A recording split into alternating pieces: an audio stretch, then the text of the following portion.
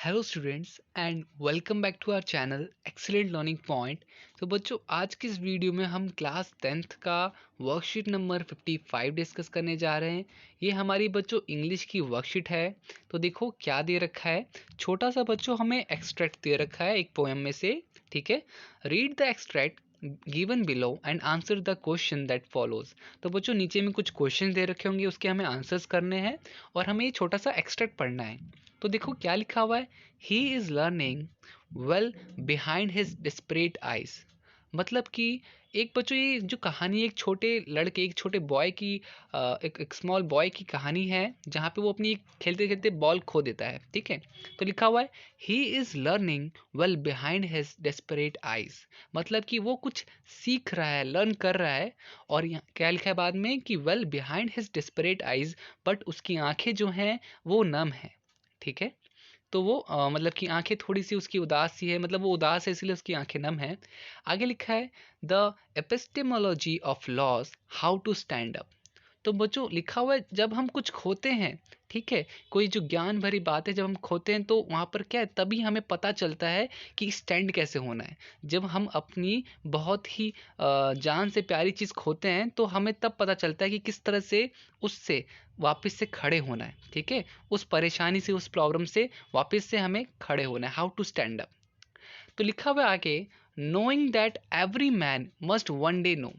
कुछ ऐसा वो जान रहा है जो हर किसी को कभी ना कभी एक दिन जानना पड़ता है। ठीक है, and most know many days how to stand up. और ये बच्चों हर इंसान के साथ हमेशा काफ़ी बार होता है, और वो हर बार किस तरह से खड़ा होता है, अपनी प्रॉब्लम्स परेशानियों से हट करके वापस से खड़ा होता है। तो ये बच्चों यहाँ पर इतना लिखा हुआ है। ठीक है, आई होप आपको इतना चीज़ क्लियर हो गया।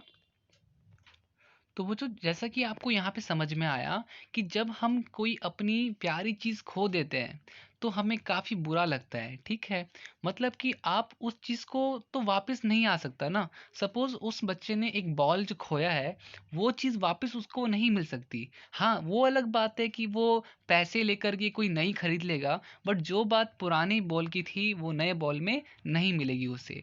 तो वही चीज़ वो बोल रहा है यहाँ पर, वही चीज़ लिखी हुई है, knowing what every man must one day know. मतलब कि उसने वो चीज़ जानी जो हर किसी को कभी ना कभी एक टाइम जानना पड़ता है। ठीक है, तो और उस चीज़ से किस तरह से हम वापस से खड़े होते हैं और हिम्मत दिखाते हैं, तो वो बात यहाँ पर लिखी हुई है। लिखा हुआ है ही सेंसेस फर्स्ट रिस्पॉन्सिबिलिटी। उसे फर्स्ट टाइम ऐसे पता लगा कि कोई रिस्पॉन्सिबिलिटी वाली चीज़ होती है, हमें अपनी चीज़ संभाल के रखनी है। लिखा हुआ in a world of position people will take balls. तो बच्चों मतलब कि सिर्फ और सिर्फ बॉल ही नहीं, काफ़ी कुछ भी चीज़ जो अगर हमारी होती है और अगर खो जाती है तो हमें काफ़ी ज़्यादा बुरा लगता है। ठीक है, लिखा हुआ है in the world of position people will take ball, ball will be lost always little boy. ठीक है, यहाँ पर एक व्यक्ति किसी को कुछ समझा, एक बच्चे को समझाना चाह रहा है। ठीक है, कि ज़रूर बॉल के अलावा भी काफ़ी सारी चीज़ें हैं जो अगर आपकी है और अगर वो खो जाती है तो आपको बुरा लगता है। And no one buy a ball back. मतलब कि जो बच्चों आपकी वो बॉल उस बच्चे की खोई है वो वापस तो नहीं आ सकती। ठीक है, आप एक नया खरीद सकते हो, बट जो वो पुराना बॉल था जिससे उसकी यादें थी वो तो वापस नहीं आ सकती। तो क्या लिखा हुआ है कि and no one buy a ball back, आपकी वो बॉल वापस कोई नहीं ला सकता है। ठीक है, मनी इज एक्सटर्नल, मतलब आप खरीद के नहीं ले आओगे वो अलग बात है। ठीक है, तो यहाँ पे छोटे से जो बच्चों, ये जो आपको एक्सट्रैक्ट दिख रहा है यहाँ पर, पॉइंट जो दिख रही है यहाँ पे, इसका मतलब यही है। ठीक है, तो अब इससे रिलेटेड कुछ क्वेश्चन आंसर्स हैं जो कि आपको करने हैं। ओके, अब बच्चों देखो, जैसे जैसे सबसे पहले हमारा फर्स्ट लिखा हुआ है, money is external here. Money is external here is use by poet to convey. मतलब कि बच्चों मनी इज एक्सटर्नल यहाँ पे पोएट ने ऐसा क्यों कहा, तो ये बताने के लिए playing cricket well, use Paytm, currency in hand. नहीं बच्चों, यहाँ पर उसने क्यों बोला मीनिंग ऑफ लॉस, उसे ये बताने को कि लॉस का मतलब क्या होता है। ठीक है, तो फर्स्ट का आंसर क्या होगा आपका, मीनिंग ऑफ लॉस। फिर सेकंड बच्चों, the poet use sense first responsibility to refer to. अब पहला है बच्चों the growth of the boy taking care of his position, a sense of achievement and a sense of adventure. तो यहाँ पे क्या होगा बच्चों, यहाँ पे B is a correct answer.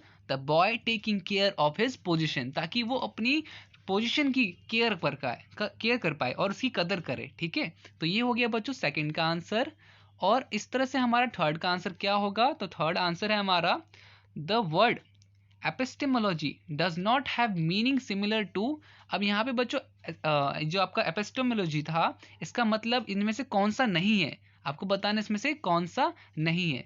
तो देखो, thinking logic, theory of logic, metaphysical physiology और फंक्शन ऑफ स्टीम। तो बच्चों यहाँ पर देखो और सब तो सिमिलर हैं, बट डी वाला पोर्शन क्या है आपका, is not similar to epistemology. तो ये आपका डी इज करेक्ट आंसर। ठीक है, थर्ड का। ओके, इसके बाद फोर्थ जो है हमारे पास, फोर्थ क्या है, तो देखो फोर्थ में लिखा हुआ है transferred epithet is a poetic device use in the phrases. अब यहाँ पे क्या था बच्चों, कौन सा वर्ड जो यहाँ पे इस्तेमाल किया गया था, तो बेसिकली यहाँ पर डेस्परेट आइज। ठीक है, ए इज करेक्ट आंसर। ठीक है, फोर्थ होने के बाद बच्चों हमारा फिफ्थ होता है the word that does not indicate hopeless situation.